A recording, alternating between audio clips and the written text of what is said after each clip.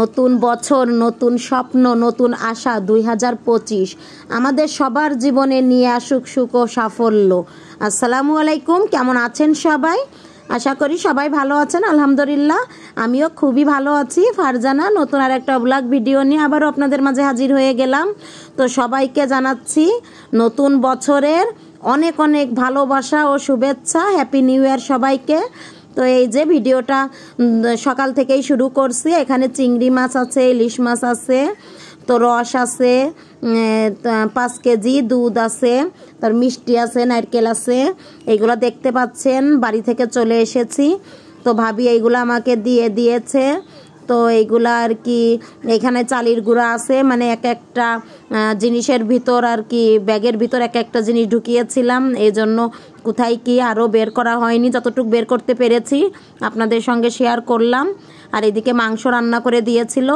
তো দুপুরে একটু ভর্তা করে নিয়েছিলাম, কি করব আমি আর আমার ছেলে খেয়ে নিলাম।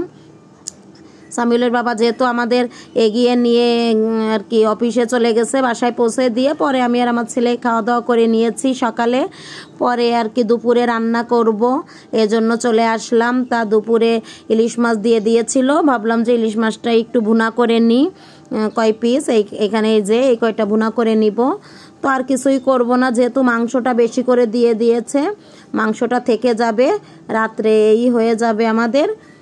তো কার কেমন কাটলো হ্যাপি নিউ ইয়ার অবশ্যই কিন্তু কমেন্টে জানাবেন।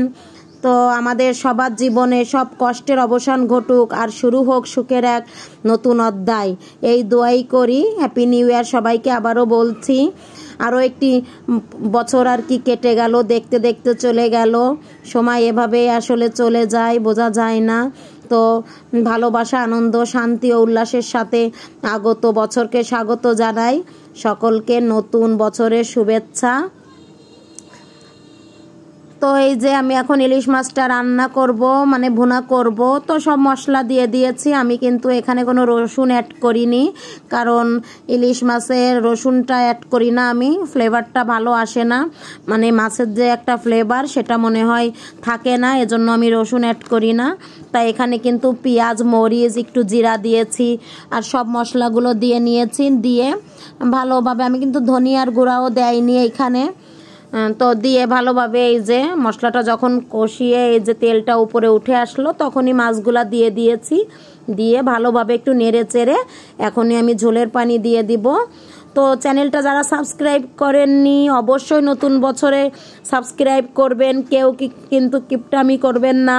আর যারা সাবস্ক্রাইব করেছেন আজকে কিন্তু নতুন বছর শুরু, অবশ্যই পুরো ভিডিওটা ছোট্ট একটা লাইক দিয়ে কন্টিনিউ করবেন, কেউ 2 নাম্বারই করবেন না, যেহেতু আজকে বছরের ফার্স্ট দিন, এজন্যই আর কি বললাম। অবশ্যই আমিও দেখবো সবার ভিডিও পুরোটাই। তো পুরনো সব দুঃখ কষ্ট ভুলে গিয়ে নতুন বছরে এগিয়ে চলুন সবাই, আমরা যাতে সাফল্য করতে পারি, এটাই আমাদের প্রত্যাশা থাকলো সবারই মনে। আরও সাফল্যর দিকে এগোতে হবে। নতুন বছর আমাদের জীবনে প্রতিটা মুহূর্তকে আরও আনন্দময় করে তুলুক। আর যে আর কি সাফল্যে এগোতে চান, আল্লাহ যেন, মহান আল্লাহ তাআলা সবার আশা পূরণ করে, এই কামনাই করি, এই দোয়াই করি, সবার আশা যেন আল্লাহ পূরণ করে। সবাই দোয়া করবেন সবার জন্য। তো এই যে আমার রান্নাটা কিন্তু প্রায় আর কি কমপ্লিট হয়ে এসেছে। মাছ ভুনাটা একটু ঝোল আমি রেখেই দিব, কারণ পরে আবার জাল দিব রাত্রে। তো ভাবলাম যে একটু ঝোলটা থাক, এখন আমি আর আমার ছেলে খেয়ে নিব, আর রাত্রে যখন খাবো তখন আর একটু জ্বালিয়ে নিব, আরও একটু আর কি ঝোলটা কমাবো।